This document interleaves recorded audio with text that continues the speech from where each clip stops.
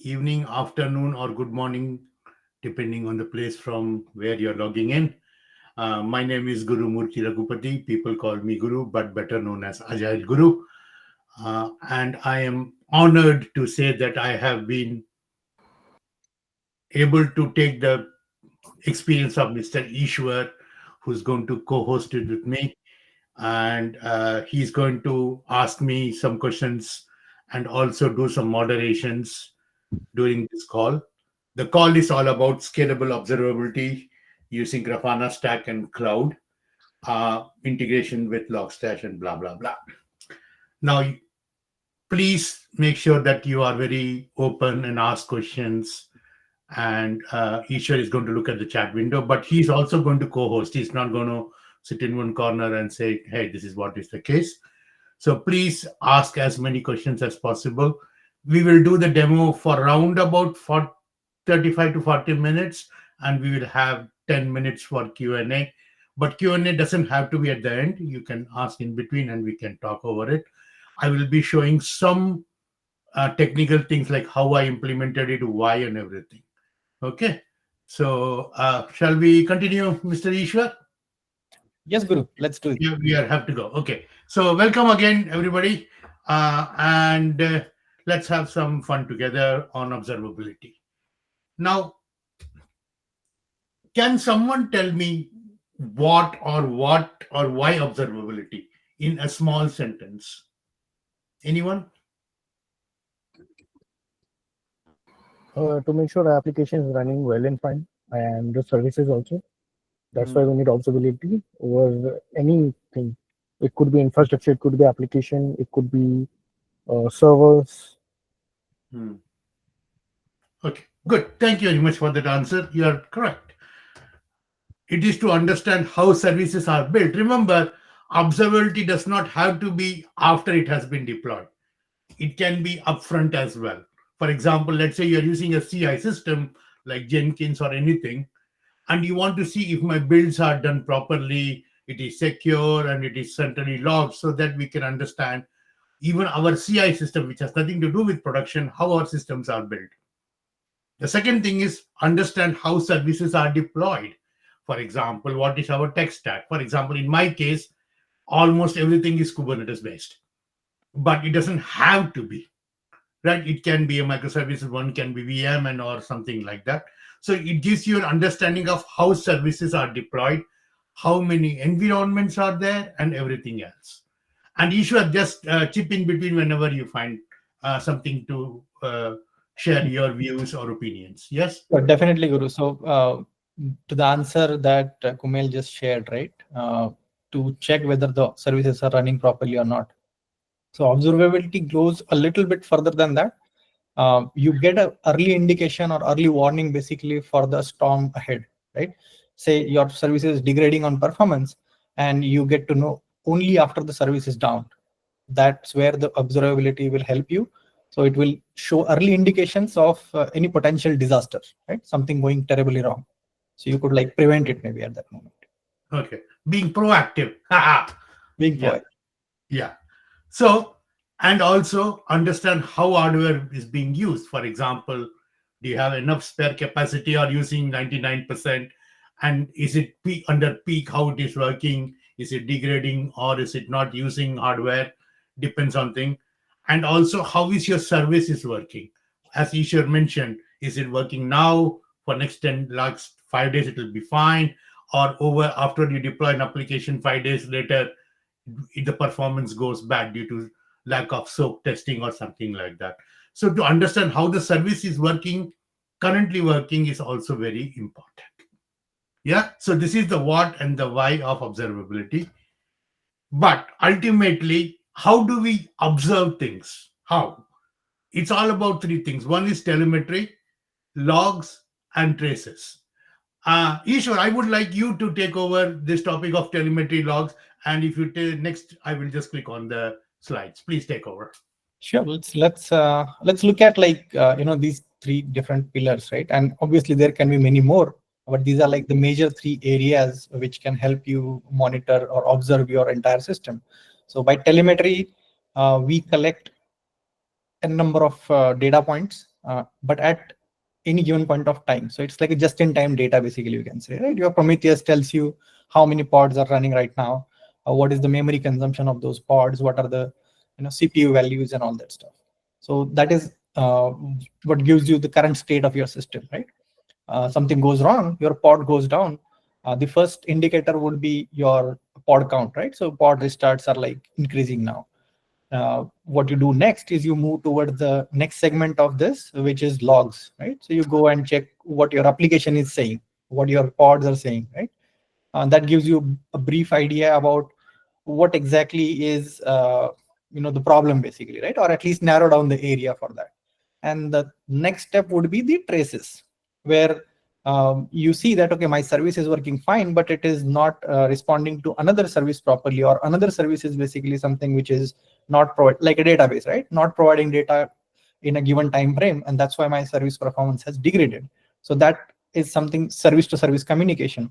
So that the traces basically will give you that link between these two services and what is going wrong in them, right?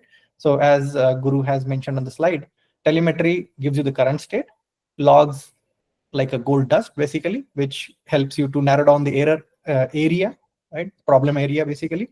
And the traces and timing indications will tell you why the performance is degrading, right? And how faster it is degrading. Is it something that I can live with? Is it something that I need to fix immediately? Something like that, right? And then at the end of the day, all three in separation may not make much sense, but all three together correlated will give you a clear picture of where your system stands now and how it will behave in the future as well. I couldn't have put it in better words. I think Ishwar has the knack of putting it very simple and nice. Thank you, Ishwarji. Thank you. Right. Hope everybody else understood it. Yeah. By the way, guys, please ask in the between. There is no wrong questions or stupid questions. It's all about trying to understand the complex world we live in, to be honest, right? And ultimately, it's all about metrics, and nothing else. For example, a person or a man or a person, we call Mr. Elon Musk the richest person in the world. But how do we do that? We look at his bank account, or is it passive values? How do we say an application is running better or best? It should be good value for money. The customers are happy. Any changes or something which we need to do is seamless, does not affect the customers, but still gives you enough revenue over expenses, or EBITDA as they call it, so that everything, it's ultimately software is a business. You need to have a profit, because without profit, you won't be able to pay the employees, and we do have to do layoffs. So we don't want that. Okay. So it's all about numbers. As Ishwar mentioned, we need to get real time. There is no point in looking at a metrics which is a month old. There's no point, because within a month, you may have deployed 5 different services, you have taken down 6, and whatever it may be. So it's all about real-time insights, which can trigger actions. The main word here is actions, where it tells you, hey, this is degrading, please take this action. Oh, this is degraded, oh, this is going, and you are not using much capacity, maybe it's time to get rid of a couple of VMs or whatever it may be the case. And how do you take it? By rates. For example, if you get 0 warning or errors for the last 10 hours, then you know that your services are running okay. And counts is if you get like 100 customers, let's say that's a typical day, and if you're getting 200, then we are good. And the mean, like what is the mean average usage of your hardware? But ultimately, it all comes to one thing, which is uptime. Uptime means if the service is up, it's doing what it needs to do, what is the metric against which it has to be working against. For example, let's say if I have a CI system and my builds are taking only 10 minutes for each build, then you are on a good start. But let's say if you are in HIPAA or medical, a single build may even take days. But that depends on the business. But you need to have a metric to understand how everything works, so that it is within your agreed timelines. Then remember, metrics, when it comes to observability, I always see that, oh, my prod application is not working good, my prod is not that, or my prod is not showing me the data. But observability or metrics should be coming right from the start. Remember, in my previous slide, I said it's not to do with how after deployment. No, in production, that is. It should start right from CI into your CD, into your infrastructure, into your logs, and into your services so that you have a holistic view of everything you need. For example, if your application build takes 6 hours, then I know that I will be failing in my DORA metrics. Yeah. And if you don't have a proper infrastructure to do your build or to deployment, then there is no point in doing that because we don't have the full picture. Because you may be saying, oh, one application is not working because your CD is not working properly because there is a dependency on a component which has not been deployed. So that's how it works. And of course, the record the impact of change. For example, you may have a number of hardware and suddenly you do a release, what effect it has on the infrastructure or your application or users, you need to find out, or what we call annotate your panels to see what is the change or the impact radius, as they call it. Yeah, we'll be seeing all this in example, but this is just to go through what and why before the how. Am I going okay, Ishwar? Yeah, you're good, Guru. Just one Okay. question, right? Yeah. I'm sure I'm not completely sure whether everybody understands the difference between an observability and monitoring. So why these are like two different terms? Anyone can give an answer, or Ishwar can give a good overview between the difference between monitoring and observability. Anyone? I think observability is something like we observe, like the applications, whatever the application is running, that spikes we can gather from the like observing over the applications logs, and monitoring is something that we monitor over by using that logs or that spikes. Okay, good point. So anyone else want to chime in? Basically, in one term, monitoring is like a tracking, and observability is like a understanding how the flow is going and how the things are behaving. So this is a one line, like we can say tracking and the other is like understanding. Fantastic answer, Nilam. Thank you. And Mr. Hassan has given something called reactive versus proactive, which I cannot put it in a better word, to be honest. Yeah. Monitoring is normally reactive, but observability is proactive. Thank you, Mr. Sir. Thank you. Okay. Okay, next slide then. Okay. Now, whenever we do any implementation, of course, there are some people from Splunk and from AppDynamics here. So there are some criteria for implementation, right? Every company has some criteria. What is a good criteria for observability? Number one, it should be easy to install, configure, and integrate. Of course, it has to come within the enterprise architecture and the decision of the company. So, but ultimately, if it's easy to install, easy to configure, and easy to integrate, then the productivity becomes better and we can enhance it more and more so that we can get real-time insights. As long as, of course, not everyone is a multimillionaire here. So as long as it is, I wouldn't say the cheapest, it's cheap, not the cheapest. Remember, cheapest is not always good. But the best thing in life are free, to be honest.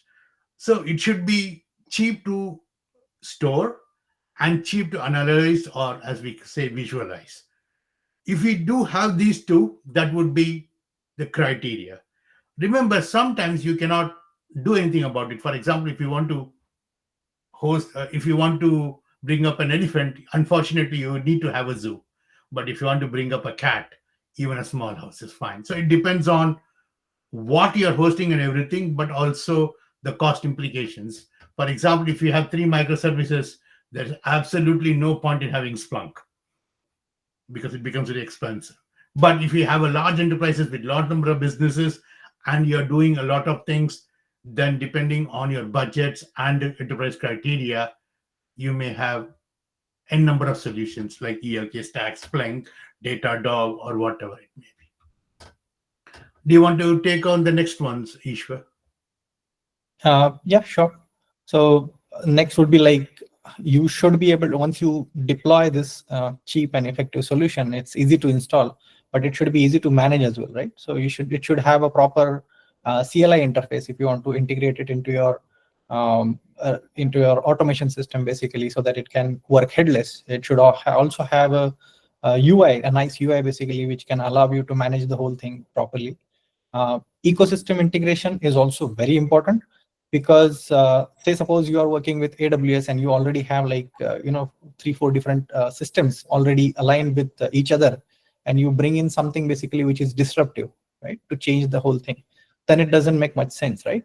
So if you pull in something basically which is not working with Argo CD, and you have Argo CD as a CI system, or sorry, CD system in your ecosystem, right?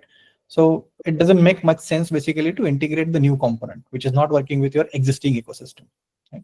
Another point I would add in this is the operational risk, basically. Say you come up with a very nice project, you saw it somewhere on GitHub, and some of your friends are doing POC on it, and you pull that project into your ecosystem, but that project is backed up only by 3-4 developers. Okay, there's not a much community around it basically to maintain that project. There is not big community to fix the security vulnerabilities and stuff. So that becomes a big risk to your ecosystem, because then you are kind of opening a backdoor to other attacks, right?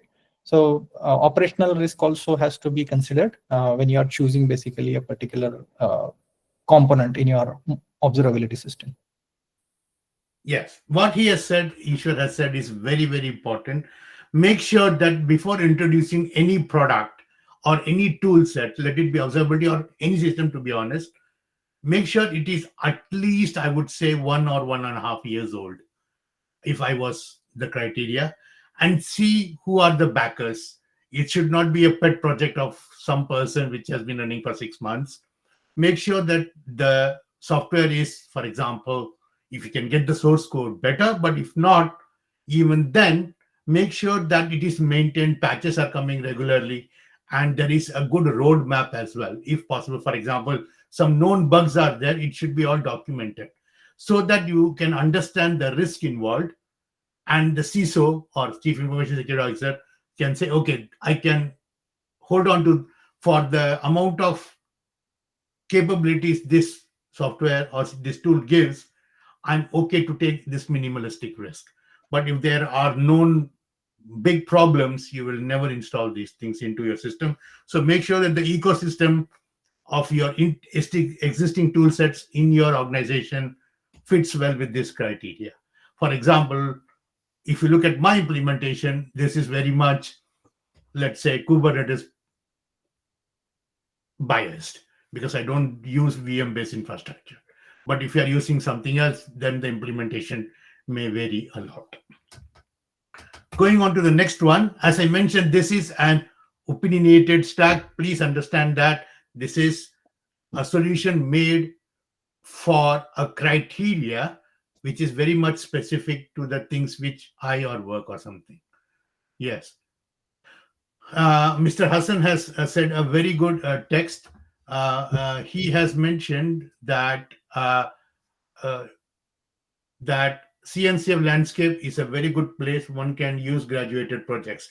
Exactly. So something which is incubated, I may or may not use. I'm saying may, because some of the old projects may just be introduced, but graduated projects you can definitely go and use, because there is some strict criteria to go into CNCF. Thank you, Mr. Hassan. Thank you very much indeed. So this is my opinionated stack based on the experience and the cost and other criteria which I have mentioned in my previous slides. Okay. So I'm using Logstash, file and TCP base as the entry point. And this is for logs, obviously. Why? Because a Logstash can listen to files or to any TCP IP, which will cover 99% of the case. because either your application needs to write to a file to the logs, or it can write to a TCP, which I think will cover 99%, unless there is some proprietary like something, then it may become a problem. Now, I'm using Grafana Loki for log storage. Why? I will come to that. But this is in contrast with ELK stack or Elasticsearch stack, to be honest. Why? I'll come to that in a minute, but I'm using Grafana Loki for storage. So Logstash ultimately writes to Loki. Loki then writes to a log storage. Okay. And then I use Prometheus and Mimir. Now, Prometheus has become the de facto standard for monitoring and for observability metrics, to be honest. Now, we cannot change it because companies have invested a lot of money to use Prometheus. But one thing about Prometheus is it uses local TSDB or disk to store its metrics. Because it does that, you have to provision the disk upfront. I do not know how much it is, depending on how much you are scraping and how much it is writing. And because you're provisioning upfront, it has cost implications. For example, if you're producing 50 GB a day, then you have to most probably have 1 terabyte per month or whatever may be the case. So you have to provision it upfront, or else sometimes you will see it's stuck. We don't want that. So what I have done is use Prometheus for monitoring or metrics, but rather than writing to the local disk, I'm telling it to write to a Mimir TSDB. Mimir then writes to a remote destination, which I'll come into a minute. So Prometheus is still the scraper or a push to scrape, push to log or write, but then it doesn't write it to a local DSDB, it writes to Mimir. And then the fourth one is tempo. Tempo is for tracing and span with the remote write. If you see, there is a pattern here. Everything is a remote write and a remote write and remote write. I'll come to that in a minute. Have I missed anything, Ishwar? No, we are good, I guess, Guru. Okay, fine. Any questions? No? Okay, we'll continue. Right. So now comes the nice bits, or the theory is over. Now comes the smiling bits. Now you see, as I mentioned, I'm using Logstash. The good thing with Logstash is it can have inputs from literally everything. Data can be from files, from messages, or from Kafka, or from TCP/IP. The good thing is it is very modular and it is pluggable. So the input can be TCP, file, or whatever. Then you can put filters, you can add columns or whatever, and then you can write to an output. Output can be anything, and it has, which can then allow you to analyze and store. So a Logstash, I have used it. You can directly use Loki, but I use Logstash so that tomorrow if I want to replace my Loki with something else, the existing clients will not be disturbed. That's the point. Remember, your system should be pluggable. You can remove stuff based on your need. You can horizontally scale it or vertically scale it depending on your need without having deteriorating effect on your existing ecosystems or your applications. The next one is log storage. Remember, logs are being written to a remote Loki. But if you see, I'm not using Loki to still write to a disk locally. No, I'm writing Loki to a GCS bucket. By the way, this also works with S3 bucket.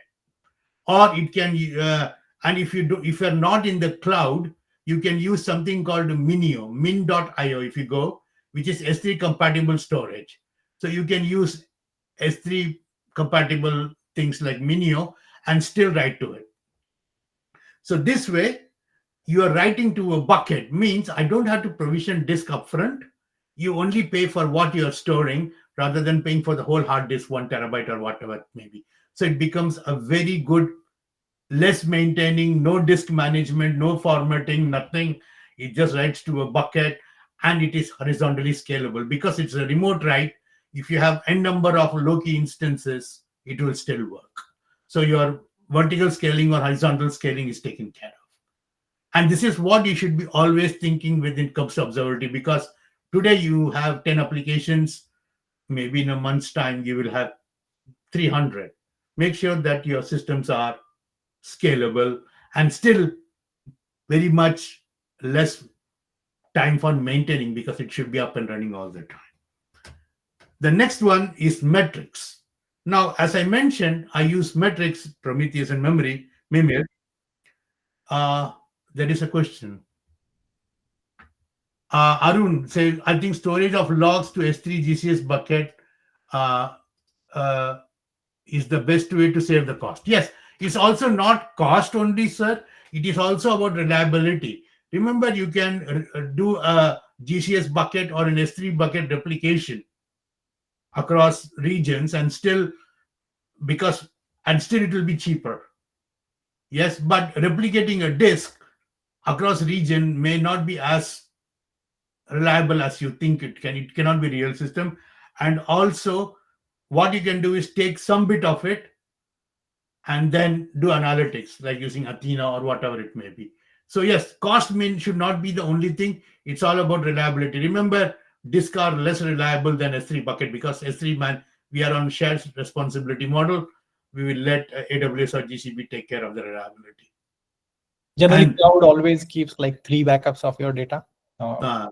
Different availability zones. So it's very unlikely that you'll lose your data if it is on S3 versus if it is on a local disk.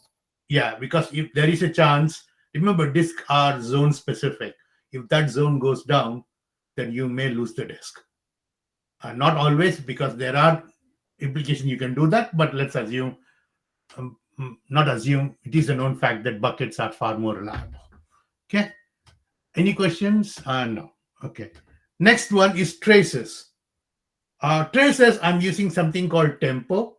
Tempo, the gold standard for traces is Jaeger and Zipkin, right? These are the things, but Tempo is compatible with this one. And the good thing is, all these products like Loki or Prometheus or Mimir or even Tempo for that matter are compatible with OpenTelemetry.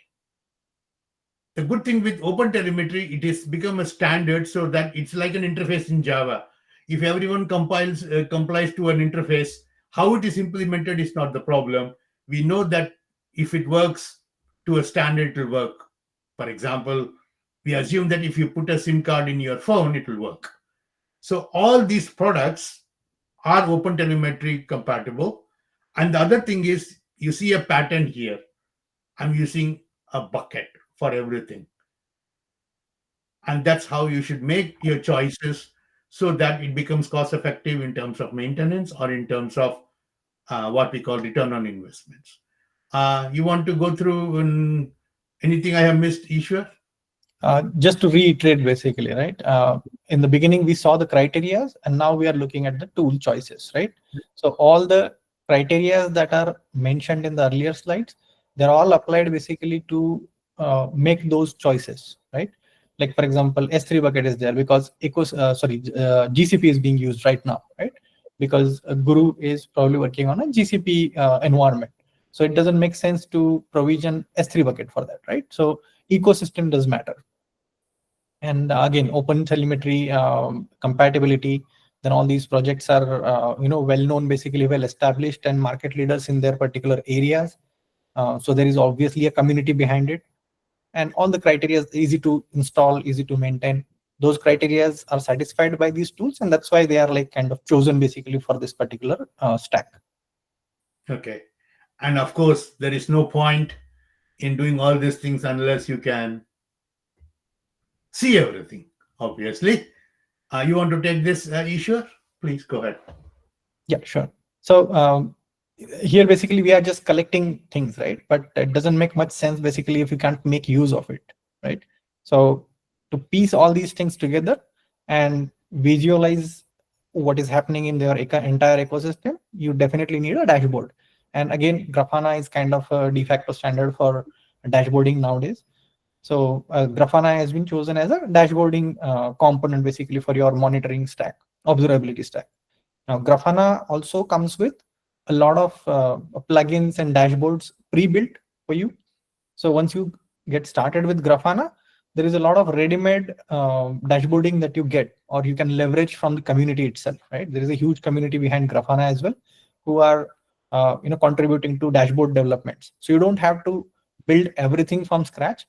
You get a lot of pre-built stuff basically that you can directly start using with it. Cool. One question from Mr. Pushkar. Would you suggest the same tech stack for the last session you took on progressive app deployment? No. This, remember, you don't choose an observability tech stack based on your source application type. No. All these have been chosen according to their standard. Logstash is not Java specific. Loki is not specific. Prometheus and Mimir is nothing specific. They are up to a global standard. Whether you use Java or Spring or Node.js or anything, it doesn't matter. All these are compatible with every programming knowledge you can think of, or any technical stack, to be honest. For example, if you have, let's say, Fluentd, it will work. If it has FileBeat, it will work. And if it has TCP/IP, it will work. If it has logback, it will work. So this should work across all tech stack, as long as the tech stack follows some global standards. Thank you, Mr. I hope the answer was okay. But ultimately, it is LGTM. What does LGTM stands for? Looks good to me. Or they have named it in a very good way. It's Loki, Grafana, Tempo, and Mimir. So it's look good to me. But if you have this system, it will work fantastically well, and it has worked well. But the only negative side I have found out is that the documentation is not 100% correct. That's the only gripe I have. The softwares are very good, but when you want to put everything together, it becomes a bit of a nightmare, especially if there is multiple systems trying to write to different things at the same time. The documentation is not 100% correct, or some of them are missing. So what I have to do is do a R&D, and maybe in the next 2-3 weeks, I will sit with someone to write some blogs on what to write and how to debug stuff as well. But in today's session, we will be only showing how we have done, assuming that you already have some experience and somebody else has taken the effort of giving you the configurations. Looks good. Anything I have missed, Ishwar? No, I guess we're good. We should move on to further. Yep. Yeah, that's Demo the best time. picture. Demo time. Demo time. So escape. Now we are going to the demo part. Now, first thing I will show you is how I have installed those things, right? Remember, I use Kubernetes, but if you have Docker-based systems, then everything should be simple. It should be almost simple. So, for example, I will go first with the Logstash. What I have made it as ELF, or Enterprise Logging Framework. I have one deployment called ELF Logstash, which is the Logstash Docker image. Right, you put in some environmental variables. What is the Loki URI and what is the Loki port, and then the configuration of your Logstash and your Logstash conf, and that's it. And remember, my application is running on 4560. That is the standard TCP port for any application for logs. Right now, if I look at my Logstash YAML and logstash.conf, which is here, it's telling me the config is return to all the things, and expac monitoring is enabled is false. If you have a licensed Logstash which has far more, then you can enable expac monitoring. This will give you far more UI, but it needs a commercial license, which I don't have, unfortunately. Then this is my Logstash pipeline. Remember, my application was writing to 4560, and then what it does is whatever it gets, it writes it into a JSON format. Remember, once you convert it into JSON format, you can have lots of attributes, which you can use for filtering and analytics and lots of things. Then what I'm doing is, for example, I'm finding some filters which says if the source, because I don't have an app field in my logs or attributes. So what I'm doing is if saying if the logs coming in has an attribute called source, which is equal to Jenkins, then create a attribute called CI. If it's not there, the data entry, then just make it as an application so that I can differentiate between my Jenkins logs and my application logs. Because Jenkins, when it sends the logs, it sends the source as Jenkins. So that way I am creating a field which is always be available, but has a different value based on whether it's coming from Jenkins or not. And then what do I do? For debug purposes, I'm writing to the console so that you can see what it is. But normally what you should normally do is you can make it into a Loki URL. Yeah. And the good thing is how I have deployed Loki, it's coming here. It is also a Docker image, which says put the local config YAML. Now, if I go to my config, my Loki, it says listen to 3100. And remember, this is also writing to 3100. So you have to do a bit of tinkering and pokering. And then the good thing is, this is the main part. The storage config is a GCS bucket. That way, nothing, it stores for cache, but after some time, it will write automatically to a GCS bucket. And this can be a normal file system. This can be an S3 bucket. The documentation is quite good, but you have to search for a little bit. And the thing is, you can say schema config is object storage GCS. Make sure that the prefix is 24 hours. I will show you the data. Do we need to tag the Jenkins server to filter the Jenkins log as source condition? Yes, because by default it's not there. And when you're using a dashboard, if I want to look only from a developer's point of view about my Jenkins, then what is the criteria I will apply in my dashboards? So that way I can find out, say, if then I have to do a lot of things. So what I can say is, hey, put the tag or a field and say app is equal to CI. And then in my Grafana, I can say filter only one which has the app is equal to CI. It's better so that we know what it is. And you can do more analytics and everything. I hope this answers Sridhar. Okay. And then you store it. And this is for the ELK and the Loki stack. And remember I said about pluggability, you can change it to write to Elasticsearch if you want to. In my case, I have commented it out. If you want it, you can use Elasticsearch. But to be honest, in my case, I was doing a lot of search and I didn't want to spend too much money on the disk for Elasticsearch. You need to provision a disk already. And if the disk gets full, then expanding the disk and doing a lot of things became very expensive from time point of view, or MTTR as they call it. So I stopped using Elasticsearch and moved to Loki. And I'm very happy to say I'm very happy with the output. But there is a negative side. Grafana can use Elasticsearch as your input for graphing or for dashboard. But you also have something called Kibana, which is far more better than Grafana in some sense. You don't get, unfortunately, Kibana for Loki. You have to use this one. There are some other tools, but they are not as good as Kibana. So that's the only negative side here. Okay, so this is for your Logstash. And then when it comes to Prometheus, the next one is your Prometheus. It's the same thing. Now, if I go to my deployment, it's a very simple. You use the Mimir latest, and then you configure Mimir, and then you tell Prometheus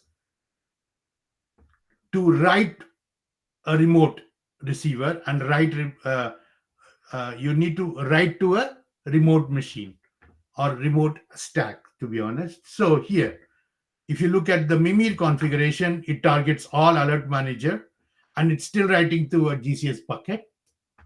Yes. And the ingester is called Mimir. Yes. and the metric server is the alert manager. Everything is in one package, so you don't have to worry about it. Mimir comes with its own alert manager and fallback everything, so you don't have to worry about it. Arun, We got a yeah. question on the chat actually. Yeah, go ahead. So he's asking, with Grafana Stack, how can I collect the Kubernetes events? For example, let's say some of my pods are getting evicted due to some reason, and I want to track it. I will show that at the end because we want to finish this one, and then I'll show it at the end if you don't mind, Arun. Yeah, we are a bit behind the time, so sorry about that. Then what you can do is in your Prometheus config, you can write your normal scripts, that is the default. But if you see, there is something called remote write. This one makes it Mimir as a multi-tenanted system where each tenant, in my case, I have Agile Guru running, listening to 1990. You can have more Prometheus, which can be tenant-based. So for example, prod can have its own, even though it's a single instance, you can have different buckets or different write things so that you can segregate if you want to. Yeah. So this is for Prometheus and Mimir. And then comes the tempo bit. I installed tempo using a Helm package, and this is the values. I'm just writing to a DCS bucket, that's it. And the only thing you have to say is enable the metrics, and this is the Prometheus remote write URL. Remember, I have introduced Prometheus here. It is listening to port 9090, which is here. So from your tempo, I'm writing. You don't have to enable this, but for all the correlation, you have to do this. I'm going to take a 2 minutes break, and Ishwar, I want you to take over for next 2 minutes so that I can drink some water. Yeah, sure. So if there are any more questions on the deployment side, we can maybe take them one by one. We have one from Hassan. What would you recommend running as a daemon set or deployment for a large cluster with few of the services running into thousands of pods? Okay, so this comes into more of a scalability area, and so it also depends on like what exactly you want to collect out of those 1,000 pods, right? Say you're just collecting basic metrics. Prometheus is more than sufficient basically to pull all the metrics and send it to your storage, right? So if you are like collecting something which is application traces and that sort of stuff, then it all depends basically on how huge the traffic is flowing across, right? The traffic matters. Remember, having thousands of pods which does not write much, exactly. I would use a deployment. Remember, if you have 6 billion requests per month, okay? 6 billion requests does not, 6 billion sessions. Okay? I would seriously suggest that you don't write to a custom solution this have built. Use the vendor provided one, because that would be a better option, because your maintenance and everything will become too expensive. My suggestion is talk to your cloud vendor provider. If you are on-prem, then you need to seriously do some load testing and performance testing before you say anything. We cannot give you the numbers, unfortunately. 6 billion requests or 6 billion sessions on AWS. If you have so much requests and if you're paying a lot of money, then I would suggest talk to AWS and get their opinion, because I'm sure you're not having all the application deployed in one region or one availability zone. Remember, if you're getting 6 billion requests, there is different criteria, availability and everything. 6 regions. Then if you're using 6 region, then what you can do is have a stack which is deployed in each region. But then combined analytics of it may become an issue. But Mimir and other tools which I have said have worked in this scenario without a problem. Mimir can use up to 6 billion metrics. So on the daemon set versus deployment, if that is what you want to decide, right, on the deployment model, right, how you want to deploy your log aggregation and stuff. maybe one thing that can help you here is to identify how you are scaling up and down, right? Say, for example, you're using Carpenter to scale your pods, right? And you're creating a lot of small machines because your requests are, your pod increases are very gradual, right? In that case, what happens is a lot of small machines will increase your overhead on the daemon sets that you're deploying on those machines. Say, assume you have 10 pods per machine right now versus and like 10 of those machines, say 100 pods, right? Versus one pod on each machine and 100 machines. Now what you're doing is basically you are deduplicating your daemon sets on each machine, and we don't have one, right? We have multiple for monitoring. Now all these daemon sets which are running per machine, they are going to increase in your cost, because for each machine there is a set CPU and memory, each host basically that you are generating in your EKS. There will be a set pod limit, memory limit, and CPU usage that will be consumed by these daemon sets. So you have to take that call as well, like whether all the machines that you're generating are bigger sizes and they are like optimal one, then you can go ahead with daemon sets. Otherwise, a deployment with some pod SKU per region would be a better idea in my opinion.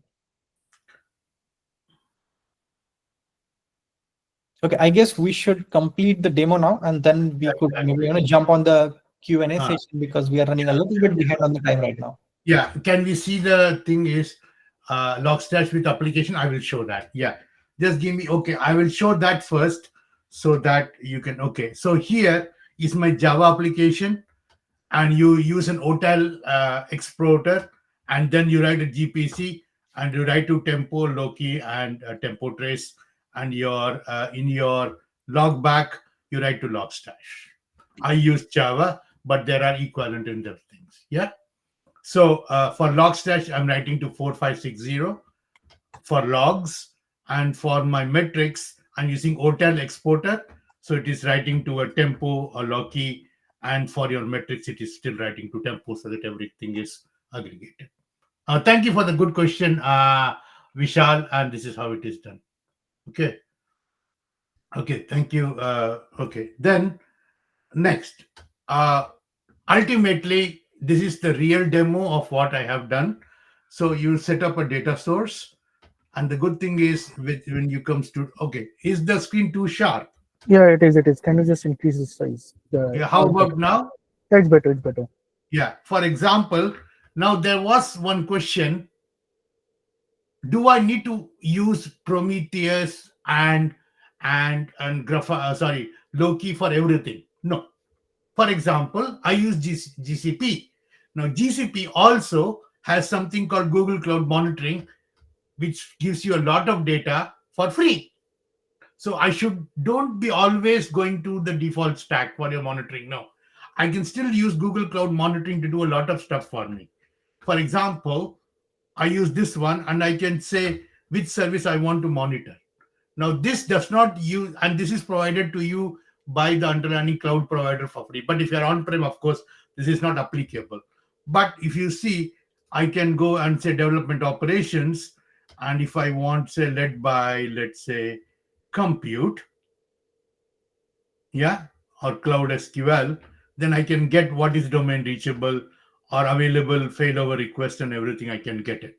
So don't always go to the default. I want to use Prometheus. I want to use Logstash. If your cloud provider provides you for less cost, then please do use it. Don't always think like that. Okay.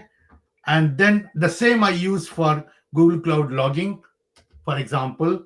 And then obviously I use Grafana GitHub to list my things, but I also connect to Loki and Mimir Alert Manager and Prometheus.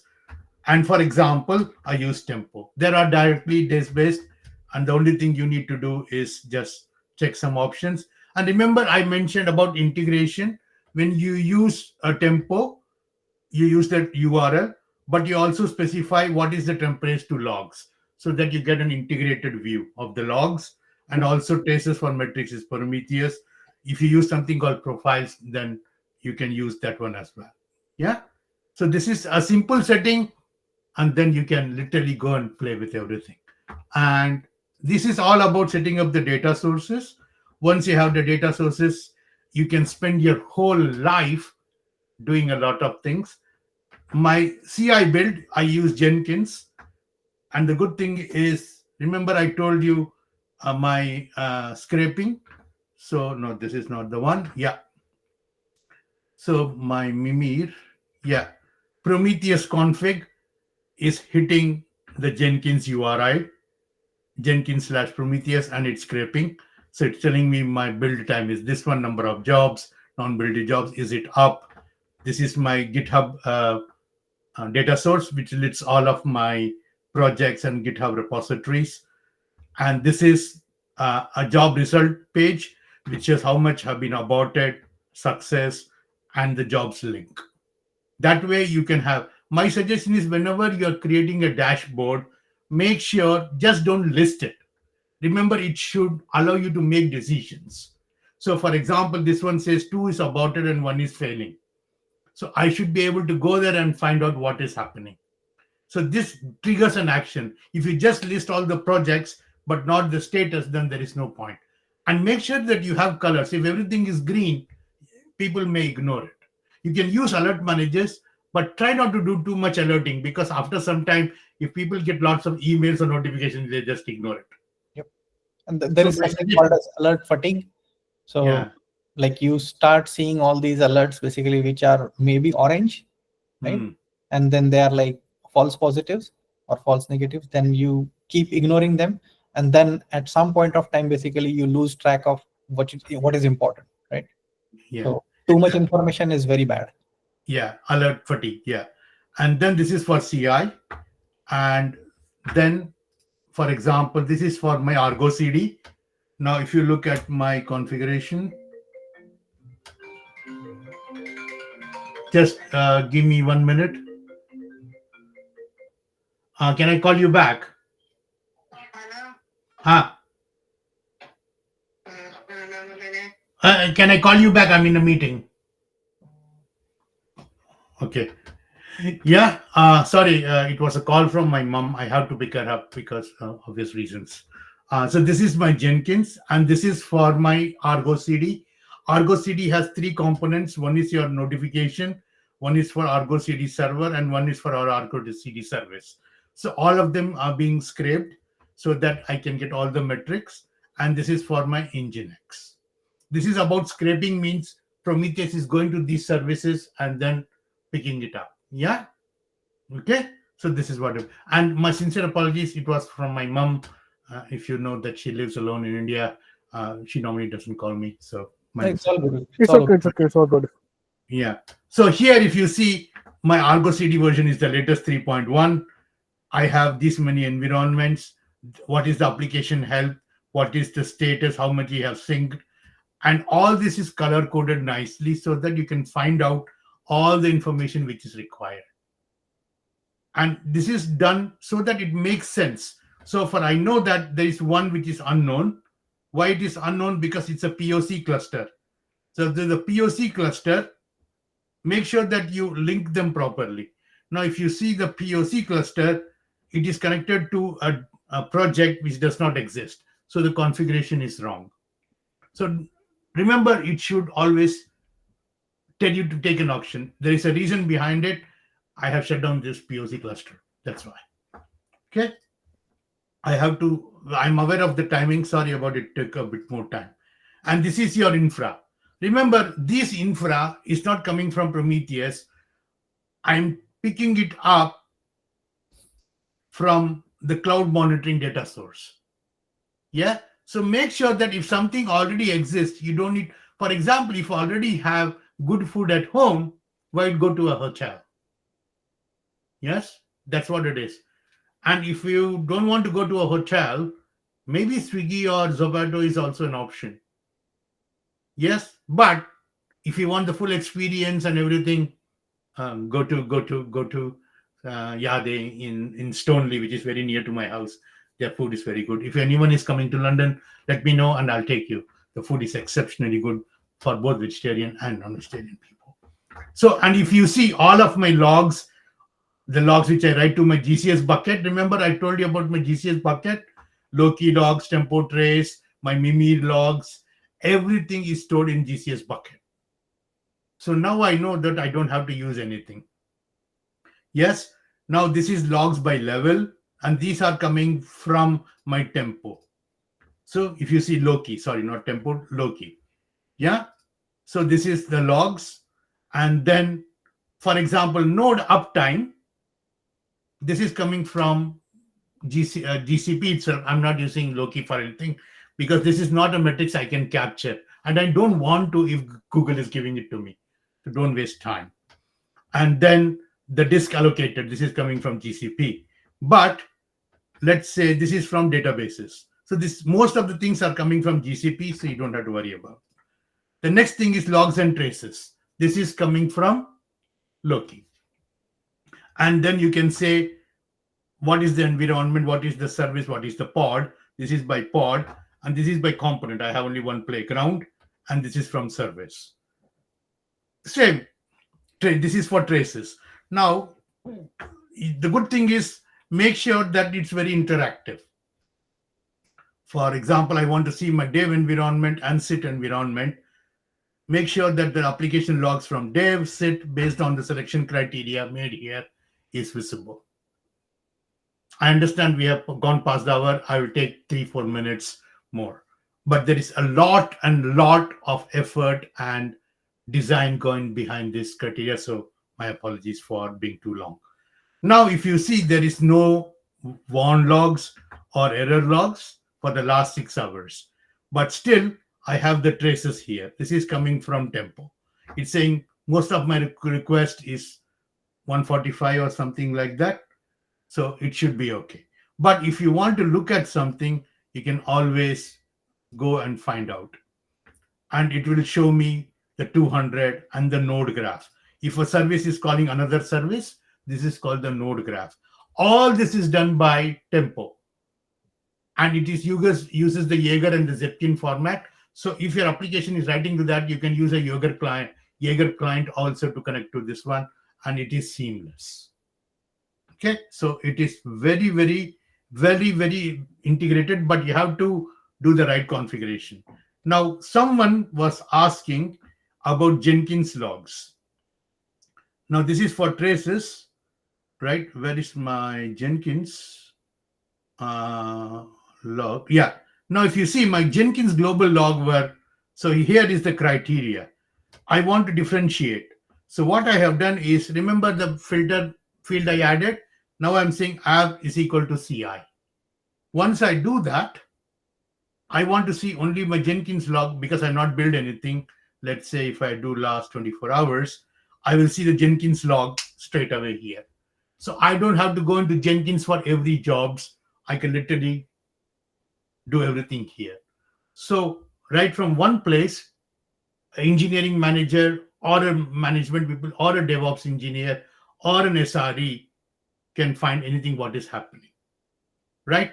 But you may be seeing these yellow lines coming in picture. You see these yellow lines, what we call the annotations. If I do any release to SIT or to UAT, what I do is I use something called annotations.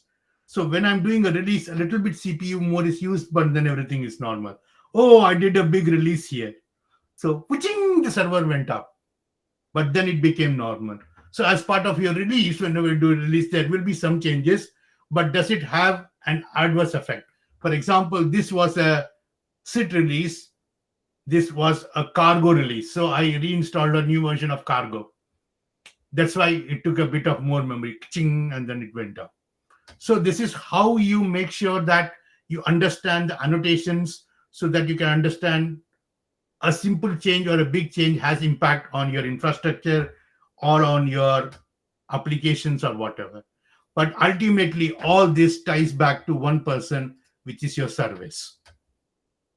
Your services should have enough dashboards to ensure, for example, these are my websites, what is the top services, what is the response.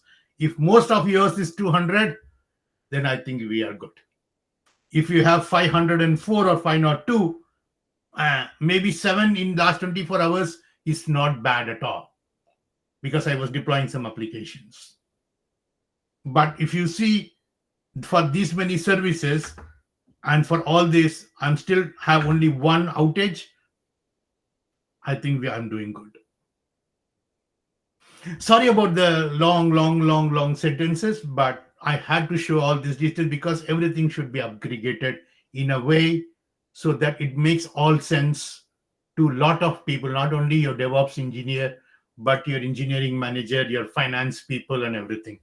Remember, I said about capacity, logs, and infrastructure. It tells me that I have enough capacity and I'm not spending money either. I have enough capacity to take more load.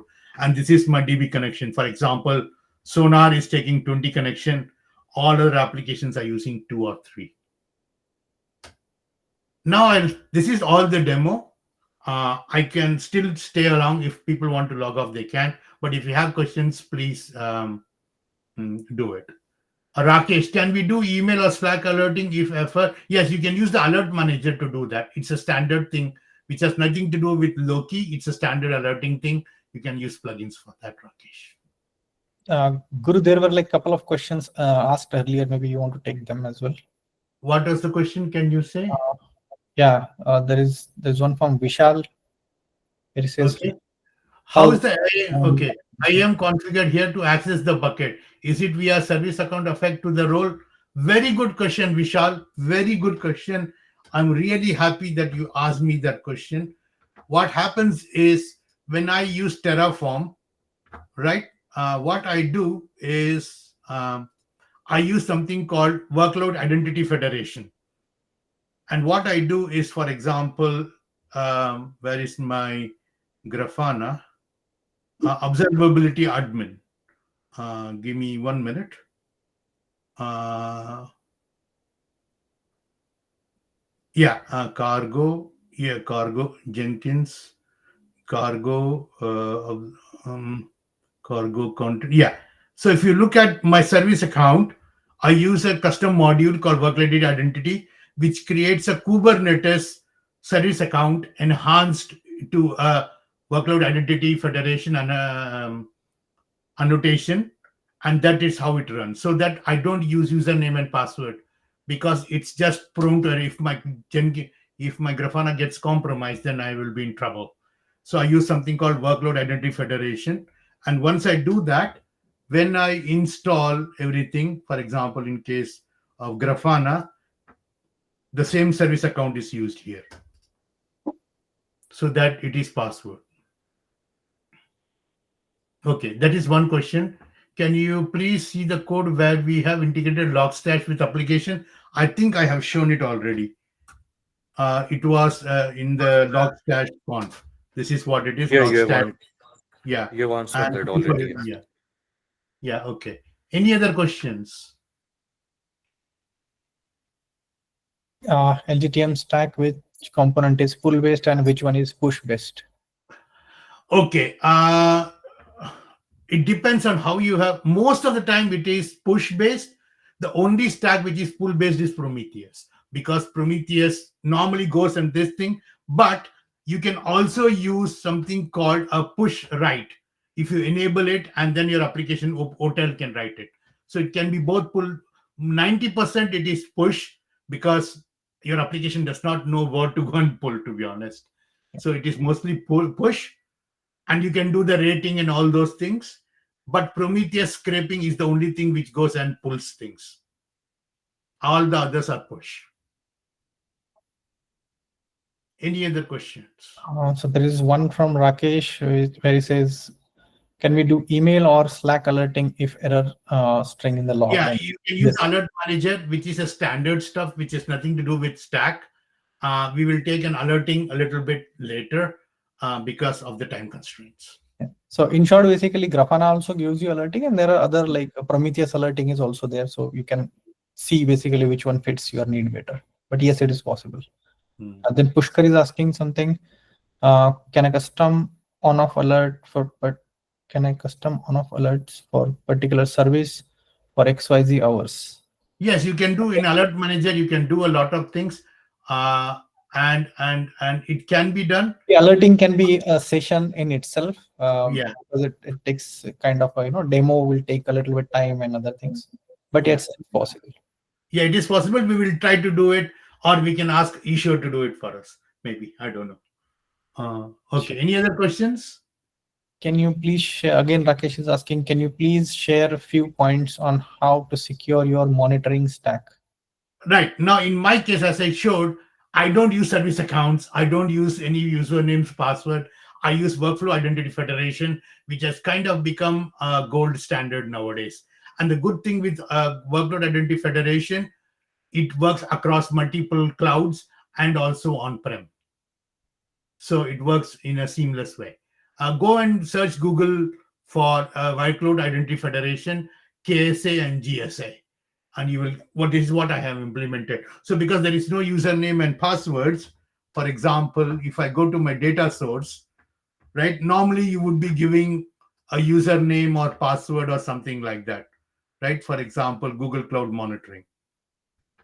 If I, yes, oh, sorry, Google Cloud Monitoring, you see, normally you would be giving a JWT or a service account. I'm not giving anything. It's blank. But because Grafana is running using a service account called Observability admin,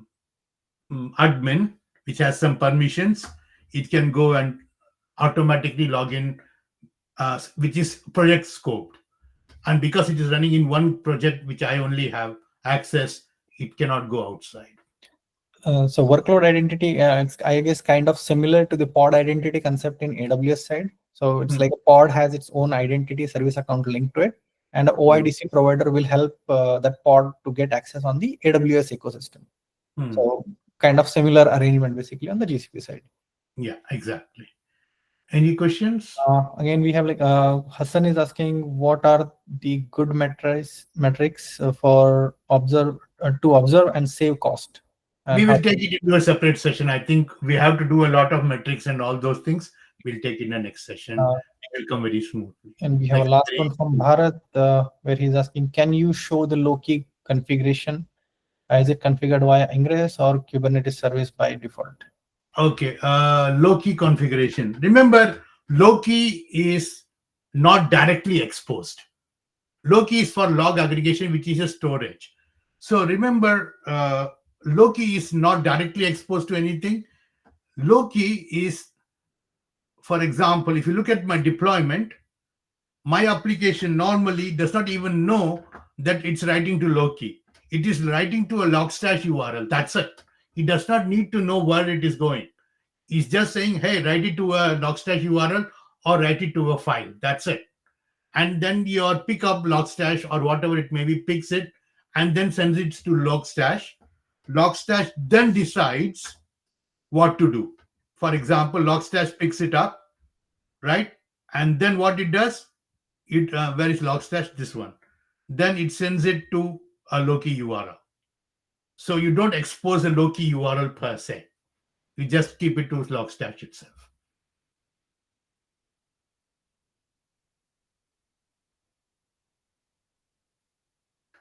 We will take that in a different session. SLO, SLA, SLI in observability will take its own session. Unfortunately, we are running out of time. We are 10 minutes ahead or 10 minutes late in our demo. We had to cover a lot of things. I hope that's okay. I will cover it in the next session. Any other questions? Anup is asking like application to Logstash and Logstash to Loki. Yeah, that's correct, Anup. Yeah, that's correct. And Loki is the source where you do the analytics via Grafana. So you don't connect to Logstash via Grafana, you connect to Loki for your things. Yeah. Can you replace Logstash? Promptail is for metrics. It's not for log aggregation. You can, but I normally try not to mix those. Logstash. Remember, Logstash can write to multiple things as well. Promptail is only for metrics.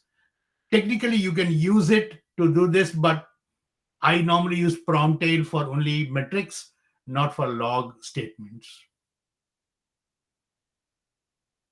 I think we have got a very good session today, but Yeah, we yeah. have to stop here, and I'll stop the recording, and we will then continue where we can continue for more time. But for from a session point of view, I'm going to stop the recording, and we will continue. If you want to stay back and do it, we will definitely answer more questions. So officially, thank you very much, everyone, for standing. It was a very good session, and Ishwar, thank you for stepping in at the last minute and doing this fantastic session and answering the questions, and everybody else who asked the questions. It is an honor to serve you, and I'm sure I will be doing more in the coming future. So thank you very much indeed, and I'm going to stop the recording, and then we can continue here for more. So stopping the recording in 3, 2, 1. Thank you very much indeed.